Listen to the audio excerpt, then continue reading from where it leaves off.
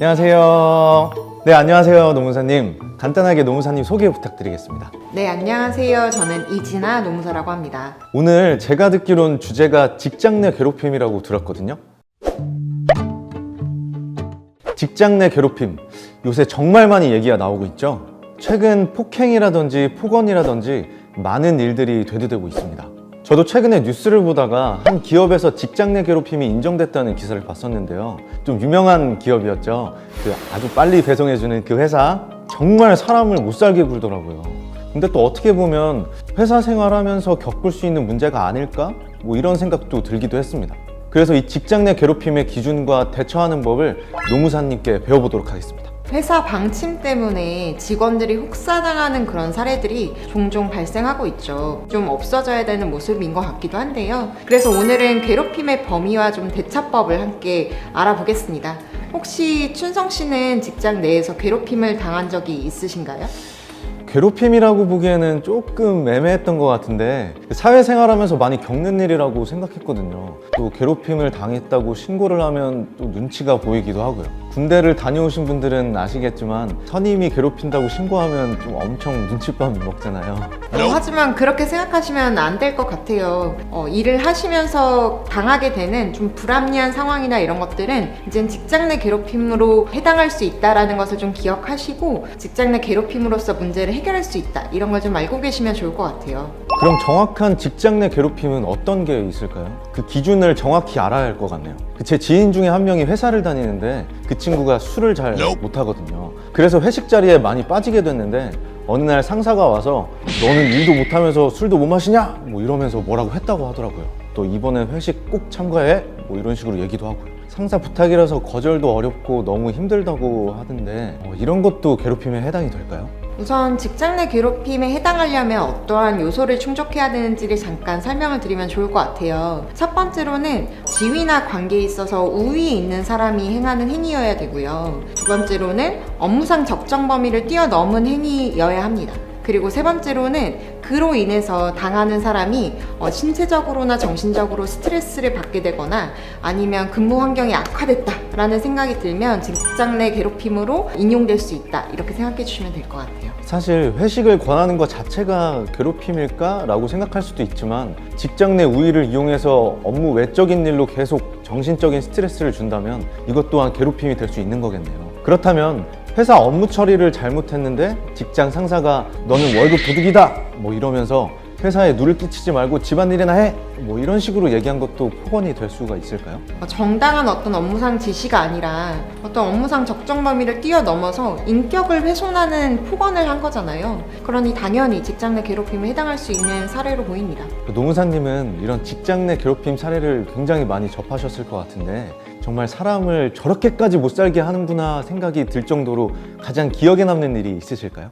사실 폭언과 같은 사례들은 꽤나 빈번하게 발생하고 있는 사건이기도 해서 좀 이거는 문화적으로 우리가 조금 더 성숙해야겠다라는 과제처럼 느껴지는데, 그런 거 말고도 회계 일을 하시는 분이셨어요. 그럼 그분한테는 회사에 공인인증서가 있어야만 일을 제대로 처리할 수 있는 거잖아요. 근데 공인인증서를 제대로 주지도 않고, 그리고 심지어 회식 자리에 한 번도 부르지도 않았던 거죠.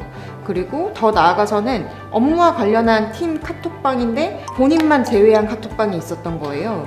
그리고 이 방에서 이루어진 업무상 지시를 제대로 이행하지 않았다고 해서 또 질책을 받기도 했었고요. 그러니까 이런 사례들이 되게 유치해 보이기도 하면서도 이것이 직장에서 버젓이 일어나고 있는 일이다 생각하니까 좀 서글프기도 했었습니다. 근데 이게 좀 괴롭힘이라는 게 좀 주관적인 거잖아요. 그래서 이게 악용이 될 수도 있을 것 같은데 그 사람의 행동이 마음에 안 들어서 고의적으로 직장 내 괴롭힘으로 그 사람을 신고하는 거죠. 그런 경우에는 신고를 당한 사람은 좀 억울할 것 같기도 하거든요.